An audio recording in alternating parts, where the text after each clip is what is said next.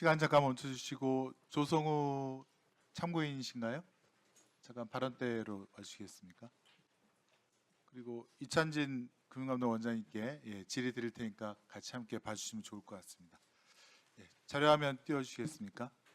쌍방울 그룹 나노스라고 하는 회사인데요. 여기 보시면 이게 주가 조작 전형적인 그래프로 보여집니다. 도이치모터스 주가 조작 그래프랑 거의 일치하지 않습니까? 모양이. 최저일 때가 4,990원이었고요. 그다음에 거의 한 달 만에 9,153원, 83%가 상승이 됩니다. 이게 이제 쌍방울 그룹 나노스인데요.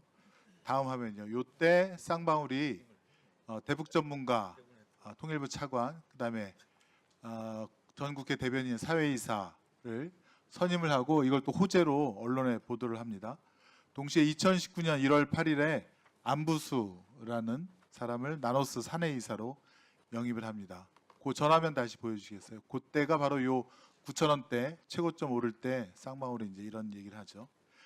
근데 지금 이게 쟁점이 쌍방울의 어떤 대북 사업과 관련된 주가 조작으로 보낸 돈이냐, 혹은 이재명 당시 경기도지사의 방북 비용을 쌍방울이 대신 내준 것이냐, 이게 쟁점인데요. 다음 자료 보시면 쌍방울의 내부 문서들이 줄줄이 나옵니다.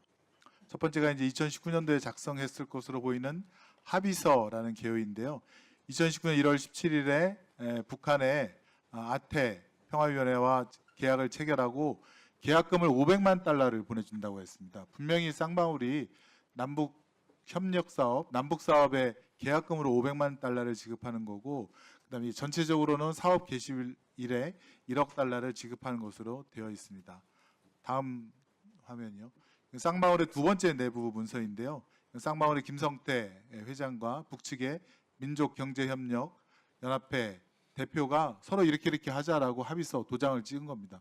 분명한 처분 문서가 있지 않습니까? 남북 사업의 대가로 그 아까 말한 협약서의 이행 과정으로 만든 서류고요. 다음이요. 2019년 7월 1일 쌍방울 문건 중에 이런 게 나옵니다. 최우선적으로 회장님의 방북을 추진할 것. 이재명 경기도지사는 한마디도 없습니다. 김성태가 북한 가려고 이 돈 쓴 겁니다. 500만 달러 계약금 쓴 거고요. 이런 분명한 자료들이 있습니다. 다음이요. 국정원 문건. 국정원도 이 사실을 파악하고 있었습니다. 이미 많은 의원님들께서 질의를 하셨는데 이 협조자 아마 안부수로 추정이 되는데요. 이 사람이 주가 조작 실행 가능성과 이에 따른 국정원 연루설 가능성이 제기되었기 때문에 이 협조자로서의 지위를 박탈하자, 그런 내용이고, 여기도 나옵니다. 안부수가 1월 24일 쌍방울 계열사 나노스의 이사로 취임했고, 나노스 주가는 대북사업 기대감이 반영되어서 1월 초 5,000원에서 1월 24일 9,000원으로 수직 상승했다. 국정원에서도 정말 정확하게 파악을 하고 있습니다. 다음 자료 화면도 국정원 문건인데요. 똑같은 내용을 자세하게 하고 있습니다. 진술조서도 있습니다. 2022년 12월 9일 검찰에서 엄영수 쌍방울의 비서실장입니다. 불러서 신문을 수사를 했는데요. 이렇습니다. 쌍방울 그룹에서 합의서 체결한 후 IR 자료를 만들었나요? 엄영수의 답변입니다. 네, 주가 부양을 위한 IR 자료를 만들려고 2019년 5월 10일 합의서와 2019년 7월 24일 국제대회 당시 전문 촬영기사 데리고 왔고, 당시 촬영한 영상으로 IR 자료를 만들어서 주가를 부양하려고 했습니다. 쌍방울 비서실장 김성태를 측근해서 모시던 사람이 이런 답변을 합니다. 그다음에 엄영수의 검찰 신문조서에 또 이런 것이 나옵니다. 빨간 줄만 말씀드리겠습니다. 그때 김성태 회장이 북한에 가고 합의한 것을 가지고 IR을 하면서 PR을 많이 하고 다녔습니다. 그래서 나노스 주가도 움직였고요. 그리고 그때 북한 측과 금액에 대해 합의를 한 것은 아닐까 생각합니다. 그게 500만 달러와 사업 개시가 되면 1억 달러 준다는 내용입니다. 다음이요. 그런데 검찰 공소장에서 이 김성태 공소장에서 주가 조작이 사라집니다. 기소를 안 합니다. 다음이요. 이것은 쌍방울이 그 계열사의 검사 출신 이사들을 정말 줄줄이 배치를 했습니다. 쌍방울은 마음먹고 주가 조작을 할 의도가 있었고, 예컨대 500억 벌고 변호사 비용으로 50억 쓰고 집행유예 받으면 남는 장사다, 이렇게 생각을 한 것 같습니다. 여기에는 그 유명한 압수수색 정보를 미리 받았다고 하는 이남석 검사도 있었고요.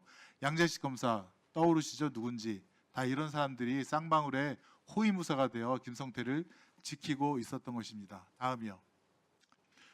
우연일까요? 이화영 피고인에 대한 재판이 선고가 되면 하나씩 쌍방울 김성태의 혐의를 벗겨주거나 조사를 멈춥니다. 예컨대 이화영 2024년 6월 7일 1심 선고가 나자 2024년 7월 한 달 후에 115억대 김성태 관련 KH 주가 조작 조사가 중지됩니다. 선물을 하나 준 거죠, 김성태에게. 2024년 12월 19일 이화영에 대한 2심 선고가 이루어지자 그 한 달 후인 2015년 1월 달에 김성태에 대해서 이건 아예 그냥 면죄부를 줍니다. 혐의 없음, 각하, 공소권 없음. 다음이요.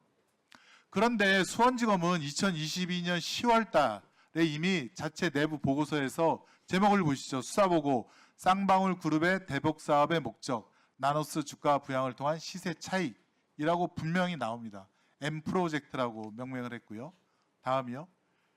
김성태의 혐의를 수원지검은 알고 있었습니다. 검찰에서 2022년 11월 달에 금감원에 보낸 공문에 보면 피의자 김성태 등이 부정거래 행위, 시세 조정 등에 의한 이런 법률 위반 혐의가 있다. 그래서 금감원에서 나머지 이런 걸 조사해 달라라고 공문을 보냅니다. 다음이요. 답변, 금감원에서 온 답변은 대검 반부패 비서관을 통해서 대검도 공유를 합니다. 그때 반부패 부장이 아마 신봉수, 2022년 6월 윤석열 정권 출범하자마자 발령받은 신봉수 반부패 부장이고, 그 다음에 2023년 9월 요 쌍방울에 대한 금감원의 답변이 올 즈음에 신봉수는 수원지검장으로 내려옵니다. 그래서 쌍방울 요 사건에 대한 수사를 진두지휘합니다. 그리고 그 후임으로 양석조 대표적인 춘영 검사가 오고요. 다음이요. 대표적인 수원지검의 김성태 혐의 문기인데요. 이게 지금 금감원에서 2023년 8월 달에 이 시세조정 혐의가 분명히 있다라고 답변을 보냈는데 수원지검에서 1년 5개월 동안 이거를 뭉갭니다. 아까도 말씀드렸듯이 이화영 재판 선고가 날 때마다 하나씩 풀어드리고요. 질문이다. 이런 거 지금 증인께서는 직접 조사를 한 것으로 알고 있는데 수원지검에서 금감원에 쌍방울의 주가조작 시세조정 혐의에 대해서 조사하라고 보내지 않았습니까? 그거에 대해서 어떤 조사를 했고 그다음에 어떤 자료를 보충해서 수원지검으로 다시 보냈는지 말씀해 주시고요. 그다음에 금감원장께서는 지금 이런 부분들을 금감원에서 저희가 이만큼 자료를 보냈습니다. 그 자료에 대해서 내부적인 어떤 회의 같은 거라든가 이것이 분명한 금감원의 당시 자료였는지에 대해서 말씀해 주시죠. 증인께서 먼저. 네, 금융감독원 하노이 사무소장 조성우입니다.